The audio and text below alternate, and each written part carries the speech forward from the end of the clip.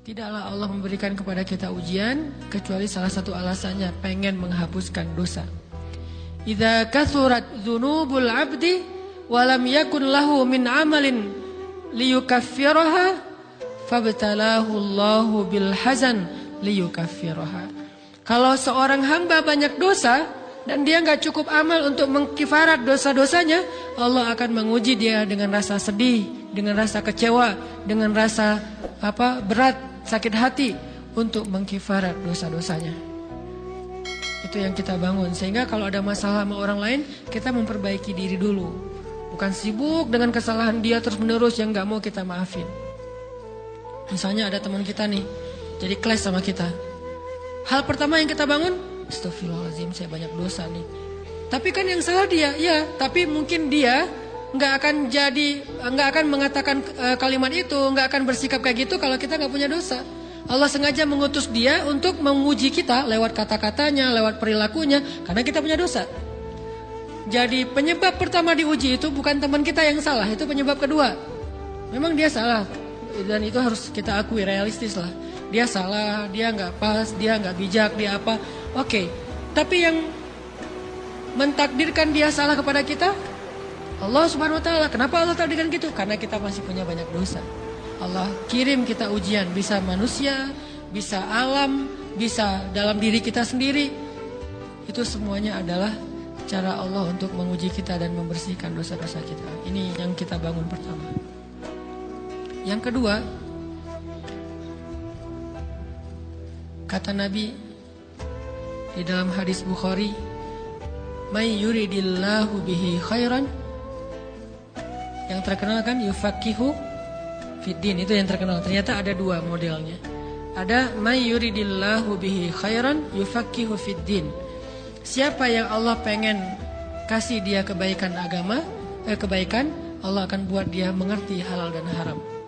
Itu berarti Allah sayang sama dia. Ini satu model hadis. Ada model yang kedua, mirip redaksinya. May yuridillahu bihi khairan yusib min. Hadis Bukhari. Siapa yang Allah pengen ngasih dia kebaikan, Allah uji. Hah? Kok gitu caranya? Ternyata kayak gitu rahasianya.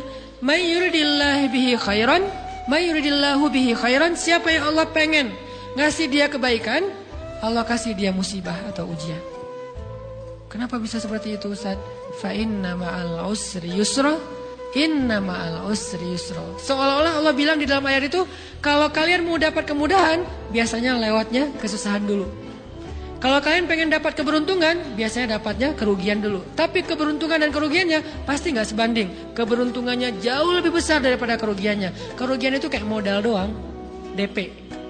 Jadi kalau kita mau dapat kejutan dari Allah, Allah kasih kita DP. DP-nya apa? Ujian. DP-nya musibah. DP-nya rasa gak nyaman. Itu DP tuh. DP terhadap apa? DP dari Allah terhadap hadiah-hadiah besar yang Allah pengen ngasih ke kita setelahnya. Cuman banyak orang yang menolak DP ini. Sama kayak kita misalnya. Kalau kita mau ngasih dia hadiah, kita kasih dia kayak kejutan dulu. Dia lagi ulang tahun nih, disiram air dulu. Setelah itu dikasih hadiah-hadiah yang mahal. Rela gak disiram air demi hadiah? Rela, udah siramin lagi aja.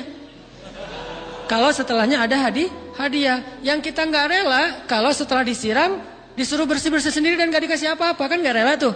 Berarti ini bab iman. Yakin gak kalau Allah tetap ngasih hadiah? Kan sabar dan iman itu ternyata tahu aman, kembar.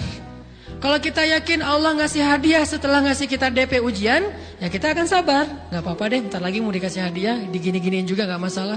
Dibully, diapain sama Allah, biarin aja. Ya Allah saya sabar, kan bentar lagi mau dikasih hadiah nih. Ini masalah yakin. Tapi kalau kita gak yakin, apa sih maunya Allah, gitu kan? Begitu kalimat ini keluar, maka yang muncul setelahnya adalah mengeluh, berputus asa, dan gak akan sabar menghadapi ujian. Ujian, kata Nabi, may yuridillahu bihi khairan. Siapa yang Allah pengen kasih hadiah, siapa yang Allah pengen kasih kejutan, siapa yang Allah pengen kasih pertolongan, siapa yang Allah pengen kasih kebaikan, yusib min. Allah akan uji dia dulu. Ini sunnatullah. Sehingga kalau kita lagi diuji, Yang kita lihat jangan ujiannya, apa setelah itu. Gimana ngelihatnya Ustaz nggak kelihatan? Dengan mata hati. Istafti qalbak, tanya kepada hatimu, kelihatan nggak? Dengan mata hati. Gimana ngelihat dengan mata hati? Dengan iman, saya percaya Allah pasti ngasih kebaikan setelah ini. Orang Allah sendiri yang ngomong, nggak ada satu huruf pun di Al-Quran yang salah, apalagi satu ayat, apalagi 2 ayat. Fa inna ma'al usri yusra, ditegesin lagi, inna ma'al usri yusra. Tapi usr dulu, baru yusr. Dikasih kesusahan sedikit, dikasih kemudahan yang banyak. Dikasih kesusahan sedikit, dikasih kemudahan yang banyak. Ini yang kita coba bangun tajdidul iman, bangun memperbarui yakin. Sehingga ketika kita diuji, sedih, wajar. Mengaduh sedikit bukan mengeluh ya. Kalau mengeluh kan nyalahin Allah. Kalau ngaduh, yang namanya orang dicubit kan, itu ngaduh. Tapi kalau apa sih maunya Allah? Nah itu ngeluh. Antara mengadu dengan mengeluh berbeda. Mengadu itu manusiawi. Sedih itu manusiawi. Air mata bahkan bukan hanya manusiawi, itu rahmat dari Allah. Orang yang gak bisa menangis itu yang bahaya. Kalau kita masih bisa menangis, berarti kita masih peka hatinya. Bukankah anak kecil paling sering menangis? Berarti hatinya peka. Siapa lagi selain anak kecil yang paling sering menangis? Cewek.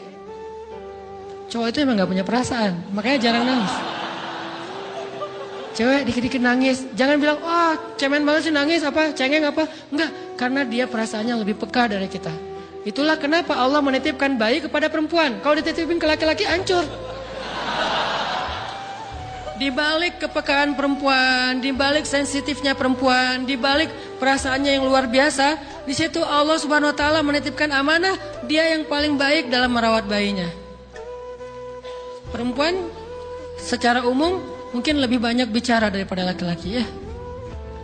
Walaupun ada orang yang perempuan pendiam banget, ada yang nggak ngomong sama sekali, misalnya diem-diem aja, ada. Tapi secara umum perempuan lebih banyak berucap daripada laki-laki. Emangnya ini kekurangan? Bukan. Ini kelebihan.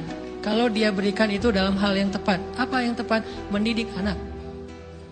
Justru karena perempuan banyak ngomong, lebih baik dalam mendidik anak daripada laki-laki. Laki-laki itu kurang mendidik, kurang mengedukasi kepada anak dengan usia tertentu karena dia jarang memahamkan. Salah hanya marah, salah hanya ditegur. Kalau ibunya jelasin, gini sebelum tidur ibunya yang ceritain banyak cerita. Saya sendiri ngalamin. Sering mana seorang ayah sama ibu interaksi sama anak dalam bentuk verbal. Sering ibu. Jadi menangis itu rahmat dari Allah. Gak apa-apa, nangis saja. Dan itu tidak disebut mengeluh. Kamu kok nangis? Kan orang Islam harus sabar. Emangnya nangis dengan sabar itu bertolak belakang? Sabar tetap sabar. Ya nangis jalan aja terus nangis. Nangis pakai nangisnya nggak cuma nangis doang, emotikonnya juga nangis, berderai-derai gitu. Sampai air matanya menggenang gitu kan ya. Boleh lah. Ditambah lagi dengan visual menangisnya. Posting bahwa dia lagi tertusuk duri dengan postingan kaktus atau apalah. Dia pengen share ke semua orang bahwa saya sedang sedih. Sehingga nanti ketika ada orang yang menghibur dia dengan sedikit kata-kata yang sabar ya segala macam, makin berderai-derai. Itu belum jadi. Kecuali dia keluarkan kata-kata mengeluh, baru dia disebut orang yang banyak mengeluh, berputus asa. Kalau mengaduh, wajar. Walaupun ada nabi udah diuji berat gak mau mengaduh, apalagi ngeluh.